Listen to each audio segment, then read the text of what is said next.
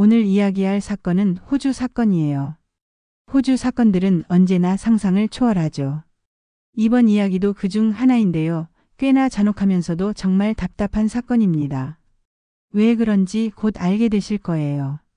이 사건은 1981년에 발생했고 이후 호주 최악의 수배자가 된 남자의 이야기를 담고 있어요. 그런데 놀랍게도 그 남자는 아주 최근인 2022년 2월에 체포됩니다. 김베리 1961년생.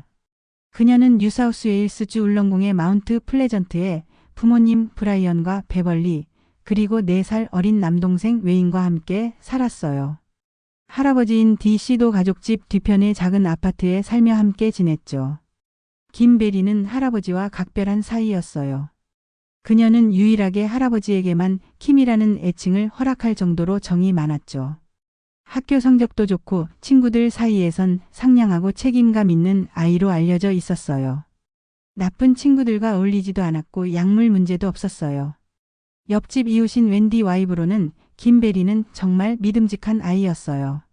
그래서 제 2 아이의 베이비시터를 맡길 수 있었죠. 라고 회상합니다. 겉으론 밝고 사교적인 성격이었지만 속은 꽤나 여리고 섬세한 아이였다고 해요.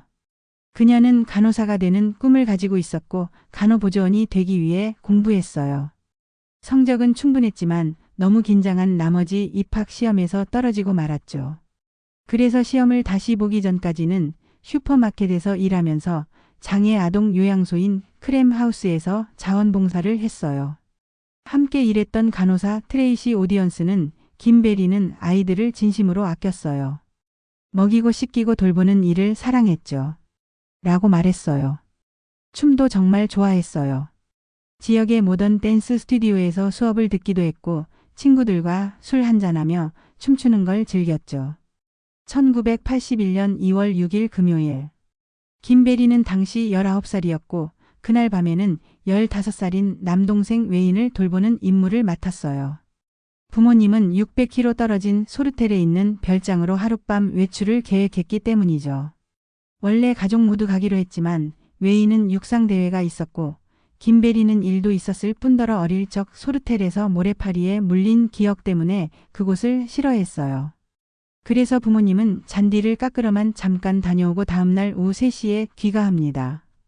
그런데 집에 도착했을 때 김베리는 사라져 있었어요. 웨인의 말로는 김베리가 금요일 밤에 친구를 만나러 나갔다고 했지만 누구를 만났는지는 몰랐대요. 김베리는 그날 저녁 웨인을 위해 저녁을 만들고 뒷정리까지 다 한 후 택시를 타고 친구를 만나러 갔다고 했죠. 처음에는 가족도 크게 걱정하진 않았어요. 다만 집에 안 들어온 김베리가 아무 말 없이 사라졌다는 점에 화가 났을 뿐이었죠. 당시 가족 규칙 중 하나는 어디 외박할 땐 꼭 쪽지를 남길 것이었어요. 그런데 김베리는 그걸 어긴 거예요. 게다가 그 집엔 전화기도 없었고 공중전화까지 걸어서 몇 분은 가야 했으니 연락하기도 쉽지 않았죠. 하지만 일요일이 지나도록 김베리는 집에 돌아오지 않았고 그때부터 엄마 베벌리는 걱정이 되기 시작했어요. 공중전화로 김의 친구들에게 일일이 전화를 걸었지만 금요일 밤 이후로 김을 본 사람은 아무도 없었어요. 이웃들과 친척들에게도 물어봤지만 모두 같은 말뿐이었죠. 그녀는 흔적도 없이 사라져버린 겁니다. 같은 날인 일요일 스콧이라는 19살 청년이 잠부르산이라는 곳으로 차 부품을 찾으러 나갔어요. 이 지역은 종종 훔친 차들이 버려지는 장소였는데 사람들이 절벽 아래로 차를 밀어버리곤 했죠. 스콧은 절벽 아래를 내려다보았고 그 순간 그는 뭔가를 발견합니다. 나무에 몸이 기댄 채 숨겨져 있는 벌거벗은 여성의 시신이었어요. 머리와 어깨는 나무 뒤로 가려져 있어서 잘 보이지 않았지만 그는 그것이 여성이라는 것을 직감했죠. 충격에 휩싸인 스콧은 급히 절벽 위로 올라와 도움을 청하려던 중 마침 순찰 중이던 공원 관리인을 만나게 돼요. 그는 자신이 본 것이 정말 시신인지 확인해 달라며 관리인을 데려갔고 관리인은 즉시 경찰에 신고합니다. 경찰이 현장에 도착해 로프와 하네스를 이용해 절벽 아래로 내려가고 시신을 자세히 확인하게 되죠. 그 여성은 알몸으로 웅크린 자세였고 손은 브래지어와 아이보리색 블라우스로 묶여 있었으며 발과 손은 로프로 엮여 있었어요. 더욱 충격적인 것은 목에서 머리가 잘려 있었고 모든 손가락이 마디에서 절단되어 있었다는 사실이었죠. 현장에 출동한 형사 제프 맥도는 경찰 생활 동안 봤던 그 어떤 장면보다도 잔혹했다고 증언합니다. 또 다른 수사관은 만약 시신이 나무에 걸리지 않고 계속 굴러 떨어졌다면 영영 발견되지 못했을 수도 있다고 말했어요. 경찰은 머리와 손가락, 다른 증거들을 찾기 위해 현장을 샅샅이 수색했지만 아무런 소득이 없었어요. 당시에는 DNA 분석도 불가능했기 때문에 시신의 신원을 파악할 방법은 머리, 지문, 치아 기록뿐이었죠. 유일한 단서는 시신을 묶는 데 사용된 브래지어와 블라우스뿐이었어요. 경찰은 시신의 손바닥에서 지문을 채취하고 범죄 기록이 있는 여성들의 기록과 대조하기 시작했어요. 하지만 전산화된 시스템이 없던 시절이라 수백 개의 종이 파일을 하나하나 손으로 확인해야 했죠. 당시 마약 조직 간의 보복으로 머리와 손가락을 자르는 일이 빈번하게 일어났던 터라 경찰은 이 사건 역시 그런 조직 범죄의 일환일 수도 있다고 의심했어요. 하지만 아무런 지문도 일치하지 않았고 사건은 답보 상태에 빠지게 됩니다. 그래서 경찰은 월요일 전국 방송을 통해 기자회견을 열고 유일한 단서인 브래지어와 블라우스를 공개합니다. 이를 위해 특별 허가도 받아야 했죠. 방송에서는 시신이 임신한 여성이었다고도 보도됐지만 이후 부검 결과 임신 사실은 확인되지 않았어요. 아마도 부패로 인해 부풀어 오른 시신을 잘못 판단한 듯했고 기자가 이를 오해해 제목으로 뽑아버린 것이었죠. 같은 날 김베리의 어머니 베벌리는 친구 도나 홀랜드의 전화를 받아요. 도나는 김과 최근 친해진 17살 친구였고 김이 실종된 금요일 밤에 함께 시간을 보냈던 인물이었어요.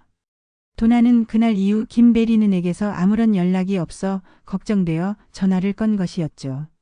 그녀는 뉴스를 보고 김베리일지도 모른다는 불길한 예감을 느꼈다고 해요. 도나는 금요일 저녁 김베리와 함께 영화 에어플레인을 7시 45분에 보고 10시에 끝난 후 크라운 가든 디스코에 춤추러 갔다고 말합니다. 가는 길에 김이 신발 때문에 발 뒤꿈치가 까져 약국에 들러 밴드를 사기도 했어요.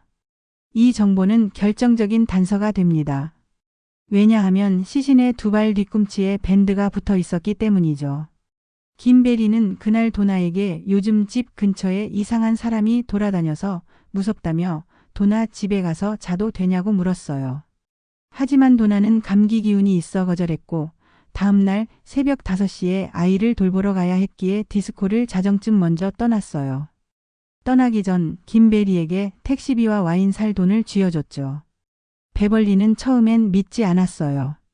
뉴스에서 임신한 여성이라고 했기 때문에 김베리일 리 없다고 생각했죠.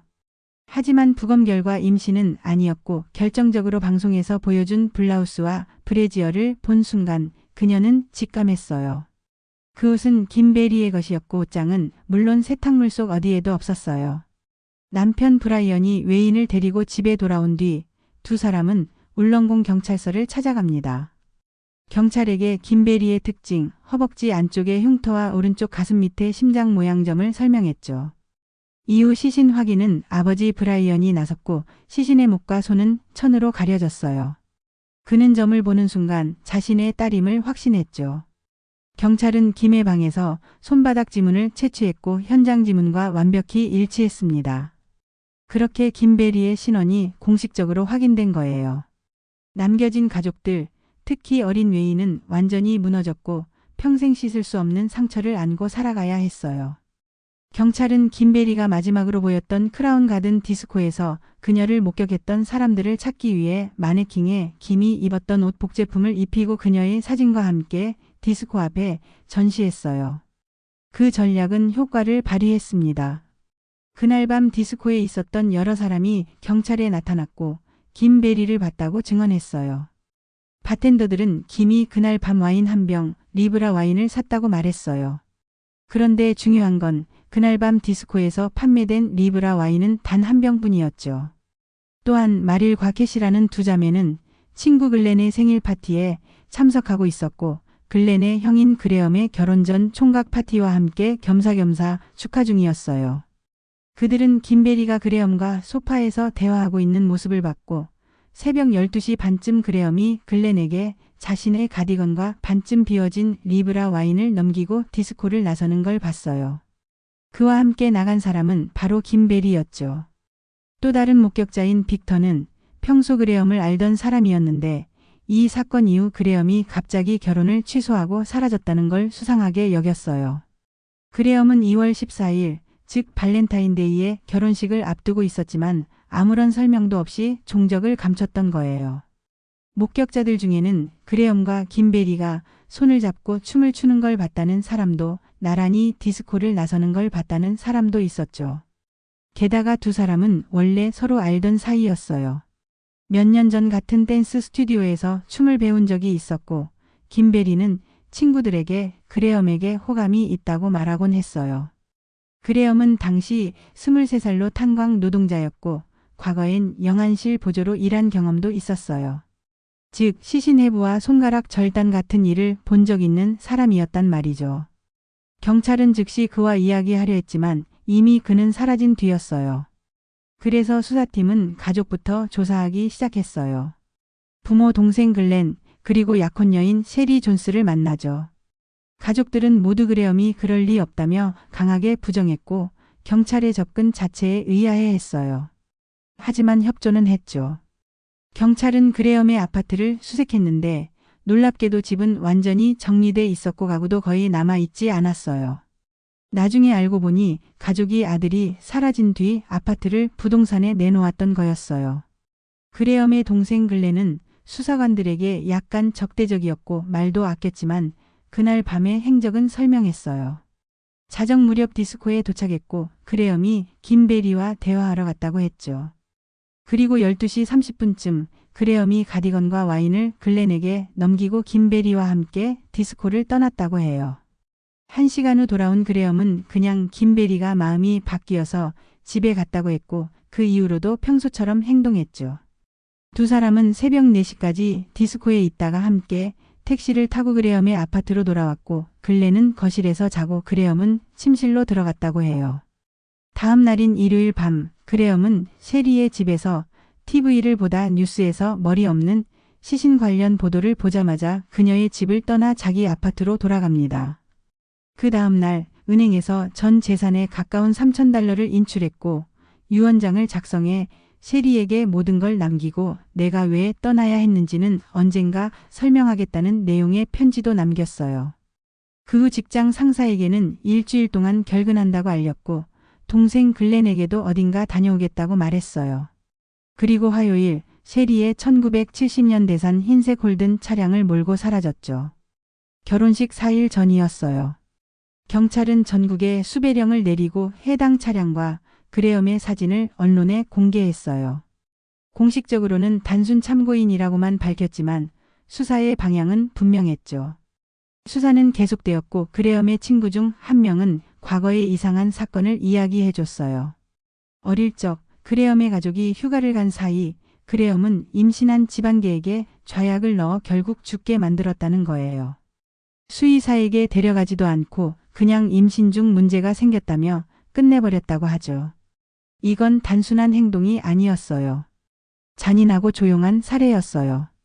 사건이 발생한 지 약 3주 후인 2월 28일 한 남성이 여자친구와 애완견 2마리를 데리고 잠부로 산을 드라이브하다가 잠간 정차에 강아지들을 풀어주고 산속을 걷기 시작했어요. 그런데 강아지 한 마리가 돌아오질 않았죠. 이상하다 싶어 숲을 속으로 들어가 본 그는 강아지가 한 곳을 향해 움직이지 않고 응시하고 있는 걸 봅니다. 그리고 그 시선 끝에 있던 건 인간의 두개골이었어요. 경찰은 즉시 출동해 대대적인 수색을 벌였고 현장에서 비닐봉지 하나를 발견했어요. 안에는 피가 묻은 2장의 침대 시트, 파란색 줄무늬 플란넬과 꽃무늬 시트, 그리고 가운이 있었고 가운 안에는 잘려진 손가락들이 들어 있었습니다. 두개골은 이미 완전히 부패해 살이나 머리카락 없이 뼈만 남아 있었죠. 경찰은 동물들이 시신을 훼손했을 것으로 봤어요. 두개골의 왼쪽 측두부는 심하게 함몰돼 있었고 무언가 무거운 둔기로 강하게 타격당한 흔적이 있었어요. 치아 기록으로 두개골이 김베리의 것임이 확인됐고 손가락 역시 김베리의 손과 정확히 일치했어요. 같은 날 셰리의 흰색 홀든 차량이 발견됩니다. 골번 경찰서 바깥에 버려진 상태였는데 3주 전부터 방치돼 있었지만 주차 위반으로만 처리돼 정작 주인을 추적하지는 않았던 거예요. 차량 안에는 그레엄의 지갑, 은행카드, 작은 칼, 그의 피 묻은 셔츠, 그리고 셰리에게 남긴 또 다른 편지가 들어 있었어요. 편지에는 이런 내용이 적혀 있었죠. 사랑하는 셰리, 내가 떠나는 이유에 대해 무슨 말이 나와도 제발 날 믿어줘. 내가 여기에 머문다면 내 목숨이 위험할 수도 있어. 모두의 삶을 망쳐서 미안해. 하지만 내가 진실을 안다면 분명 생각이 바뀔 거야. 경찰은 셰리를 다시 찾아가 두개골과 함께 발견된 침대 시트와 가운을 보여줬고 셰리는 꽃무늬 시트는 본 적 없지만 파란 줄무늬 시트는 그레엄 집에서 본 기억이 있다고 말했어요. 가운도 익숙하긴 했지만 너무 더러워서 확신은 못했죠. 그러나 그 진술만으로도 경찰은 다시 한번 그레엄의 아파트를 압수수색할 근거를 확보하게 돼요. 이번엔 혈흔 분석 전문가가 함께 들어갔고 철저히 조사한 결과는 충격적이었습니다.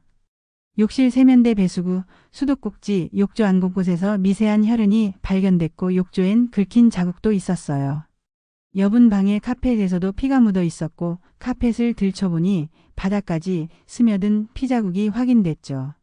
몰딩 부분은 새로 페인트 칠이 돼 있었는데 그 안에서 김베리의 머리카락이 발견됐고 세탁기와 청소용 병에서도 그녀의 머리카락이 나왔어요.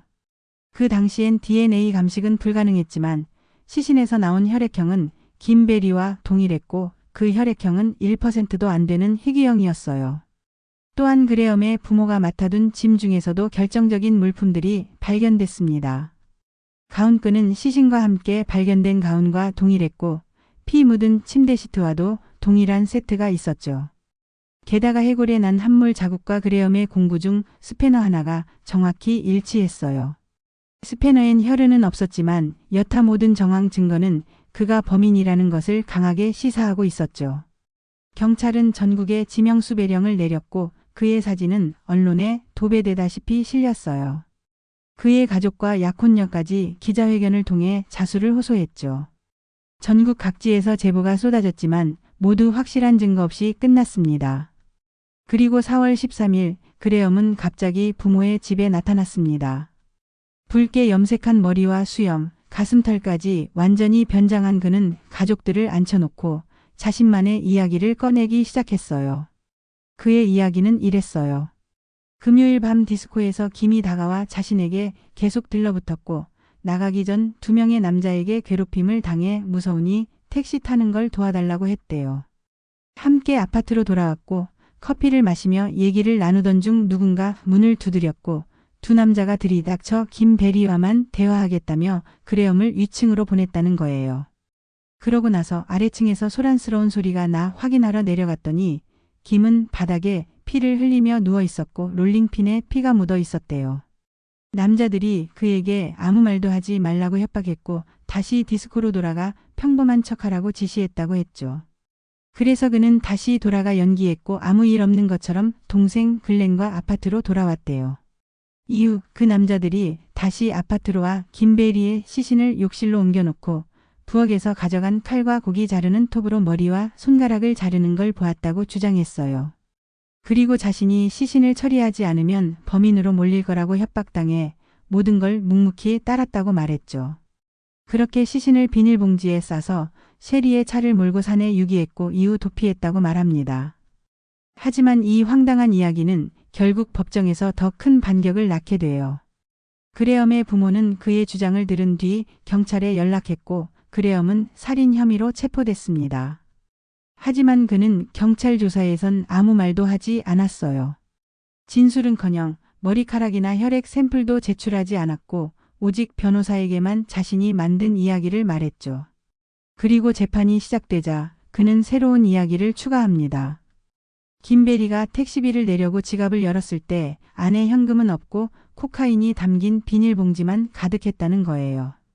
하지만 이는 곧 거짓으로 밝혀졌죠. 김베리의 친구 도나는 김에게 돈을 줬고 그녀의 가방엔 돈만 있었다고 분명히 말했어요. 실제로 나중에 시신 근처에서 발견된 가방 안엔 김베리의 신분증과 약간의 현금이 들어 있었어요. 그레엄의 첫 재판은 1981년 7월 22일 열렸고 이 자리에서 그의 황당한 이야기가 처음 세상에 공개됩니다. 그는 보석을 요청하며 그 두 남자를 추적해 진실을 밝히고 싶다고 주장했지만 법원은 이를 거부하고 구금 상태에서 재판을 받도록 했죠. 경찰은 그의 주장이 사실인지 확인하기 위해 그가 말한 두 남자의 몽타주를 만들어 디스코 목격자들에게 보여줬지만 아무도 이들을 본 적 없다고 했어요. 게다가 그의 이야기는 구멍투성이었죠. 왜 그 남자들이 그를 그냥 놔뒀을까요? 이미 사람을 한 명 죽였는데 그레엄 같은 목격자를 살려둘 이유가 없었어요. 게다가 경찰서가 디스코 근처에 있었음에도 그는 왜 곧장 신고하지 않았을까요? 설사 그랬다고 해도 왜 동생 글렌을 위험에 빠뜨리며 시신이 아직 있을 수도 있는 아파트로 다시 데려갔을까요? 더 말이 안 되는 건 김베리가 거실에서 살해됐다고 주장했는데 모든 혈흔은 여분 방에서 발견됐다는 점이에요. 재판은 1982년 3월 울릉공 고등법원에서 열렸고 11일 동안 진행됐어요. 검찰 측은 50명 이상의 증인을 불러 그레엄이 범인임을 입증했고 모든 물증과 정황이 그를 가리켰습니다. 피 묻은 옷, 시신과 함께 발견된 침구류, 도구들, 그리고 아파트에서 발견된 혈흔과 머리카락까지요. 그레엄은 피고인석에서 진술하는 독 스테이트먼트 형식으로 자신의 이야기를 했어요. 이 방식은 교차신문을 피할 수 있기 때문에 거짓말이 쉽게 들통나지 않도록 하기 위한 방어 전략이었죠. 변호인 측은 마땅한 살해 동기도 없다며 이의를 제기했지만 검찰은 오히려 그게 더 공포스럽다고 말했어요. 이렇게 이유 없는 폭력이 더 위험하다고요. 배심원단은 단 1시간 남짓 논의 끝에 그레엄에게 유죄 판결을 내립니다. 그는 골번 교도소에 수감됐고 그의 말 감옥 안에서 셰리와 결혼까지 해요. 그는 이후에도 줄곧 무죄를 주장했고 가족과 아내도 그의 석방을 위해 노력했지만 항소는 모두 기각됐습니다. 하지만 이 미친 이야기는 여기서 끝이 아니에요. 5년 후 1987년 한 등산객이 잠부르산에서 마지막 남은 비닐봉지를 발견합니다. 안엔 김베리의 지갑, 액세서리, 옷, 그리고 그레엄이 말한 범행도구 롤링핀이 들어 있었어요. 지갑 안엔 현금과 신분증이 있었고 코카인은 없었죠. 다시 한번 그레엄의 주장이 거짓이었음이 확인됐습니다. 1990년 그레엄은 또 다른 수감자와 함께 교도소 방문객 센터의 천장을 통해 탈옥합니다. 담장을 넘은 뒤 택시를 타고 도주했지만 22시간 만에 검거됐죠. 그 후 1996년 김베리를 살해한 지 겨우 15년 만에 그는 가석방됩니다. 그리고 타즈메니아로 이사해 마피아, 마약 조직, 폭력 범죄자들과 어울리며 다시 범죄 세계에 뛰어들죠. 2008년엔 세계 최대 규모의 엑스터시 밀수 사건에 연루됩니다. 이탈리아에서 호주로 들어온 1,500만 정, 약 4억 4천만 달러 규모의 엑스터시 밀수 사건. 무려 24명이 기소됐는데 그레엄만 유일하게 보석으로 풀려났어요. 덕분에 내부자냐? 는 의심도 받게 되죠. 그 다음 해 마피아 인맥을 통해 또 다른 범죄, 결혼식장에서 두 사람을 살해하려는 음모에 연루돼 체포됩니다. 하지만 2010년 2월 재판에 출석하지 않고 다시 도주. 그는 다시 호주 전역에 수배되며 호주 최악의 도망자로 이름을 올립니다. 보상금은 10만 달러까지 걸렸죠. 그를 봤다는 제보는 빅토리아, 뉴사우스웨일스, 퀸즐랜드 등지에서 쏟아졌지만 정작 그레엄은 무려 12년 동안 체포되지 않았어요. 그러다 2022년 2월 21일 경찰은 퀸즐랜드 북부 외딴 지역 레이븐슈에서 낡은 집에 숨어 지내던 그레엄을 체포합니다. 그는 조시 로슨이라는 가명을 쓰고 있었고 여성 동거인과 함께 숨어 살고 있었죠. 변장도 수준급이었어요. 가발, 뚱뚱해 보이는 슈트, 염색한 머리와 수염 심지어 가슴털까지요. 경찰은 그가 무려 8년간 같은 장소에서 숨어 있었던 것으로 보고 있어요. 체포 당시 그는 64세였고 언론의 인터뷰에서 살기 위해 도망쳤다며 끝까지 피해자 코스프레를 했습니다. 그레엄은 다시 빅토리아로 압송돼 재판을 기다리고 있으며 2023년 12월 5일에 사전 심리가 예정되어 있었지만 그 이후 진행 상황은 아직 알려지지 않았어요. 결과는 아직 미지수입니다. 이게 바로 김베리 사건의 전말입니다. 한 여성이 살해당하고 가해자는 15년만 복역 후 세상으로 나와 더 큰 범죄에 손을 대고 도주하고 다시 잡히고. 마치 끝나지 않는 악몽 같죠. 김베리는 단지 간호사가 되고 싶었던 평범하고 따뜻한 아이였습니다. 그녀의 삶을 앗아간 대가는 너무나 가볍게 끝나버렸고요.